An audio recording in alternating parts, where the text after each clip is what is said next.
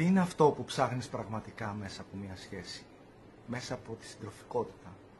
Να καλύψεις κάποιες ανάγκες σου οι οποίες στηρίζονται σε κριτήρια και αριθμούς, και οι πραγματικές σου ανάγκες, αυτές που θες ο άλλος να νιώσει για σένα και εσύ για εκείνον?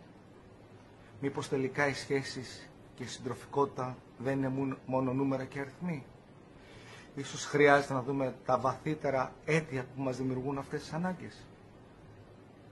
Μέσα από την αυτογνωσία μας και τη δουλειά με τον εαυτό μας μπορούμε να νιώσουμε καλύτερα τον εαυτό μας και θα φτάσουμε στο σημείο να νιώσουμε και τον άλλον.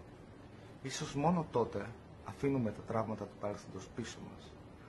Αφήνουμε τις καταστάσεις που μας οδήγησαν στο κάθε φορά να καταλήγουμε στο ίδιο αποτέλεσμα.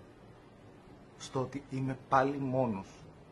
Πάλι ψάχνω έναν άνθρωπο. Πάλι ψάχνω έναν σύντροφο. Και να μπορέσουμε μέσα από μια ειλικρινή σχέση και με έναν σύντροφο που θα μπορούμε να επικοινωνήσουμε τις πραγματικές μας ανάγκες και να ακούσουμε τις δικές του, να φτάσουμε σε ένα σημείο να έχουμε μια πραγματικά υγιή και ευτυχισμένη σχέση.